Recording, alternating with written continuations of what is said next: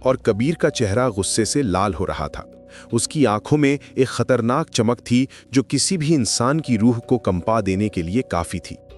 रायान सामने खड़ा था, डरा हुआ लेकिन अभी भी अड़ियल। उसके चेहरे पर पसीने की बूंदें चमक रही थीं। कबीर ने धीरे से कदम बढ़ाया। हर कदम में एक अजीब सा डरावनापन था। उसने रायान के कॉलर को कसकर पकड़ लिया, इतनी मजबूती से कि रायान की सांस फूलने लगी। रायान, मैंने तुझे साफ कहा था, विराज से दूर रहो। मेरी चाल में दखल दोगे तो अंजाम बहुत बुरा होगा। कबीर की आवाज में खतरनाक शांति थी, जैसे तूफान से पहले की चुप्पी होती है। उसकी पकड़ और भी मजबूत हो गई। तुम मुझे जानते नहीं हो, मैं तेरी सांसें रोक सकता हूं यहीं, इसी वक्त। उसकी आवाज में एक ठंडक थी जो रायान की हड्डियों तक को जमा देने वाली थी। रायान की सांस फूलने लगी थी। कबीर का हाथ धीरे धीरे उसके गले की तरफ बढ़ रहा था, जैसे कोई सांप अपने शिकार के पास रेंगता है। नहीं कबीर सर, अब बहुत हो गया। मैं अब आपका मोहरा नहीं बनूंगा, रायान ने हिम्मत जुटाकर कहा, लेकिन उसकी आवाज कांप रही थी। उसके शब्दों में एक आखिरी उम्मीद थी, जैसे कोई डूबता आदमी तिनके का सहारा ढूंढता है। कबीर की आंखों में एक अजीब सी चमक आई, जैसे किसी शिकारी के चेहरे पर आती है जब वो अपने शिकार को फंसा लेता है। बिना कोई बात कहे उसने रायान का गला दबाना शुरू कर दिया। रायान की आंखें फैल गईं, वो हाफने लगा, उसके चेहरे का रंग बदलने लगा था। कबीर का चेहरा बिल्कुल शांत था, जैसे वो कोई मामूली काम कर रहा हो, जैसे चाय बना रहा हो या अखबार पढ़ रहा हो। कुछ सेकंड बाद जब रायान की हालत बिगड़ने लगी, उसने रायान को छोड़ दिया। रायान खांसते हुए जमीन पर गिर गया, अपने गले को सहलाते हुए। अब समझ आया तुझे? कबीर ने अपने कपड़े ठीक करते हुए कहा, जैसे कुछ हुआ ही ना हो। मेरे रास्ते का कांटा बनोगे तो यही होगा। उसकी आवाज में एक अजीब सी संतुष्टि थी। वो मुड़ा और चलने लगा, रायान को वहीं छोड़कर, जैसे वो कोई टूटा हुआ खिलौना हो। कुछ देर बाद कबीर अपने कमरे में था। कमरे में सिर्फ एक मध्यम सी रोशनी थी। उसने फोन निकाला और एक नंबर डायल किया। फोन की घंटी की आवाज कमरे में गूंज रही थी। रफीक, मेरा दुश्मन यहाँ आ चुका है, इस बार उसे यहाँ से जाने मत देना। उसकी आवाज में अब एक अलग किस्म की गंभीरता थी, जैसे कोई जनरल अपनी फौज को आदेश दे रहा हो। मेरे आदमी इंडिया से पहुंच चुके हैं, अपने लोगों को तैयार कर लो। दूसरी तरफ से रफीक की आवाज आई, कबीर चिंता मत करो, दुश्मन अगर यहाँ है तो उसकी वापसी नहीं होगी। रफीक के स्वर में एक अजीब सी बेचैनी थी। वो जानता था कि कबीर का दुश्मन कोई मामूली आदमी नहीं है, लेकिन उसे ये नहीं पता था कि वो दुश्मन कौन है। उसके मन में हजारों सवाल घूम रहे थे। पार्टी का माहौल अभी भी जीवंत था। लोग नाच रहे थे, हंस रहे थे, रंग बिरंगी लाइटें चमक रही थीं और संगीत की धुन हवा में तैर रही थी। लेकिन विराज को लग रहा था कि कुछ गड़बड़ है। उसने महसूस किया था कि कोई उसे देख रहा है। उसकी छठी इंद्री उसे चेतावनी दे रही थी। पार्टी खत्म होने के बाद जब भीड़ छटने लगी तो विराज अकेला रह गया था। हवा में एक अजीब सी खामोशी छा गई थी। अचानक कुछ नकाबपोश आदमी अंधेरे से निकले, जैसे भूत परछाइयों से निकलते हैं। उन्होंने विराज को घेर लिया। उनके हाथों में चाकू चमक रहे थे। चांदनी की रोशनी में धातु की चमक डरावनी लग रही थी। विराज समझ गया कि ये कोई साधारण लूट नहीं है, ये लोग उसे मारने आए हैं। उसके चेहरे पर गंभीरता आ गई। ऊपर स्टेज पर रफीक खड़ा था। वो सब कुछ देख रहा था, लेकिन अभी भी नहीं जानता था कि नीचे जो आदमी घिरा हुआ है वही उसका निशाना है। उसकी आंखें तेजी से हर मूवमेंट को फॉलो कर रही थीं। उसके हाथों में एक अजीब सी बेचैनी थी। विराज ने अपनी जैकेट उतारी और फाइटिंग स्टांस में आ गया। उसकी मांसपेशियां तन गईं।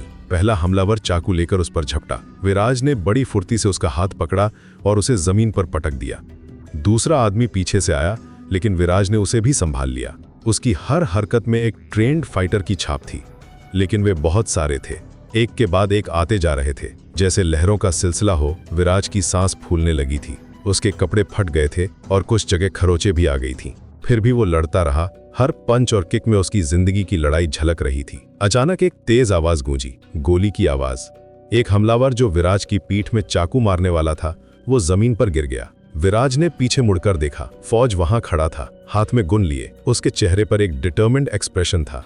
उसके साथ आदिल भी था। विराज भाई पीछे, बचो, आदिल चिल्लाया। फौज ने एक के बाद एक गोलियां चलाई। कई हमलावर ढेर हो गए, बाकी भागने लगे। आदिल भी लड़ाई में कूद पड़ा और बचे हुए हमलावरों से भिड़ गया। पार्टी का माहौल एकदम से बदल गया जब अचानक एक गोली की आवाज गूंजी। हॉल में मौजूद सभी लोग डर गए, चीखने लगे और शीशे टूटने की आवाजें आने लगीं। मेहमान इधर उधर भागने लगे, सब कुछ अफरा तफरी में बदल गया। रंग बिरंगी लाइटें अब डरावनी लग रही थीं और जो हंसी खुशी का माहौल था वो एक पल में खौफ में बदल गया था। हॉल के बीच में विराज खड़ा था, उसके चारों ओर गुंडे घेरे हुए थे। उसका चेहरा पसीने से तर था, लेकिन आंखों में दृढ़ता थी। वो जानता था कि ये लड़ाई उसकी जिंदगी और मौत का मामला है। उसकी सांसें तेज हो रही थीं, लेकिन हिम्मत नहीं हारी थी। हर तरफ से खतरा था, फिर भी वो अपनी जगह डटा रहा। दूसरी गोली की आवाज आई और तभी आदिल की आवाज सुनाई दी। विराज भाई बचो, आदिल ने चिल्लाकर कहा। उसकी आवाज में चिंता और डर साफ दिख रहा था। स्टेज पर खड़ा रफीक इस नाम को सुनकर हैरान रह गया। उसके हाथ से ग्लास गिर गया और टूट गया। शीशे के टुकड़े बिखर गए, बिल्कुल उसके दिल की तरह। क्या विराज? वो बुदबुदाया। उसकी आंखों में एक अजीब सी पहचान थी, जैसे कोई पुराना राज खुल गया हो। नीचे हॉल में विराज अपनी जान बचाने के लिए लड़ रहा था। उसने एक कुर्सी तोड़ी और उसकी रॉड से एक हमलावर पर वार किया। कुर्सी के टूटने की आवाज पूरे हॉल में गूंजी। उसकी हर हरकत में जिंदा रहने की चाह दिख रही थी। वो जानता था कि एक भी गलत कदम उसकी मौत का कारण बन सकता है। आदिल और फौज भी लड़ाई में कूद पड़े। आदिल ने रफीक से कहा, रफीक भाई ये हमला है, किसी ने आपके जन्मदिन की पार्टी को खराब करना चाहा है, हमें सतर्क रहना होगा, जल्दी से बाहर निकल चलिए। उसकी आवाज में अर्जेंसी थी। वो चाहता था कि रफीक सुरक्षित निकल जाए। फौज ने भी हामी भरी। हर रफीक भाई ये सब पहले से प्लान किया हुआ लगता है, कोई चाहता है कि आज की रात खून खराबा हो। फौज की आंखों में गुस्सा था। वो समझ गया था कि ये कोई रैंडम अटैक नहीं था, लेकिन रफीक हिल नहीं सका। वो बस विराज को देखता रह गया। उसके दिमाग में एक ही बात घूम रही थी, जिसे उसने मरवाने का वादा किया था वही शख्स उसका अपना विराज निकला। यह एहसास उसे अंदर तक हिला गया था। उसके हाथ कांप रहे थे और दिल की धड़कन तेज हो गई थी। लड़ाई और तेज हो गई। विराज, आदिल और फौज मिलकर गुंडों का सामना कर रहे थे। ये अब सिर्फ एक लड़ाई नहीं थी, बल्कि दोस्ती की लड़ाई थी। तीनों ने मिलकर कई गुंडों को धूल चटाई। उनकी टीम वर्क देखने वाली थी। एक दूसरे की पीठ देख रहे थे, एक साथ अटैक कर रहे थे। अचानक एक गुंडे ने विराज पर चाकू से हमला किया। चाकू की चमक हवा में दिखी और उसी पल आदिल ने तुरंत अपने आप को बीच में डाल दिया। चाकू उसकी पीठ में घुस गया। विराज नहीं! आदिल चिल्लाया और गिर पड़ा। उसके कपड़े खून से भर गए। फौज ने गुस्से में एक शराब की बोतल उठाई और हमलावर पे फेंक दी। बोतल टूटकर बिखर गई और हमलावर का चेहरा कट गया। लड़ाई में लात, घूंसे और गोलियों की आवाजें गूंज रही थीं। पूरा हॉल एक बैटलफील्ड बन गया था। ऊपर से रफीक ये सब देख रहा था। उसकी मुट्ठियां भिंची हुई थीं। उसका दिल टूट रहा था। एक तरफ उसका अतीत, दूसरी तरफ सामने हो रहा खून खराबा। तभी कबीर की आवाज सुनाई दी। वो रहा विराज, उसे घेर लो और रास्ते से हटा दो। कबीर ने अपने और भी गुंडों को इशारा किया। इन नए हमलावरों के पास रॉड, चाकू और बंदूकें थीं। वो प्रोफेशनल किलर्स लग रहे थे, जो सिर्फ एक काम के लिए आए थे, विराज को खत्म करना। विराज, आदिल और फौज ने एक दूसरे की तरफ देखा। वो जानते थे कि अब स्थिति और भी खराब हो गई है। आदिल घायल होने के बावजूद भी 2 आदमियों को गिराने में कामयाब रहा, लेकिन फिर एक तलवार का वार उस पर हुआ और वो बेहोश होकर गिर गया। उसका खून फर्श पर फैल गया। कबीर धीरे धीरे रफीक के पास आया। उसके चेहरे पर एक शैतानी मुस्कान थी। उसकी आंखों में जीत का नशा था। अब आएगा असली मजा। आज मेरा बदला और मेरे रास्ते का सबसे बड़ा कांटा विराज हमेशा के लिए हट जाएगा, कबीर ने रफीक से कहा। उसकी आवाज में खुशी और क्रूरता दोनों थी।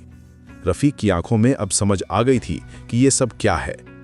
कबीर का बदला, विराज की पहचान और उसका अपना अतीत, सब कुछ एक साथ सामने आ गया था। हॉल में अब भी लड़ाई जारी थी, लेकिन अब ये सिर्फ एक लड़ाई नहीं थी। ये रिश्तों, वफादारी और बदले की कहानी थी। आदिल का खून बह रहा था, विराज अकेला पड़ गया था और कबीर अपने जीत का जश्न मना रहा था।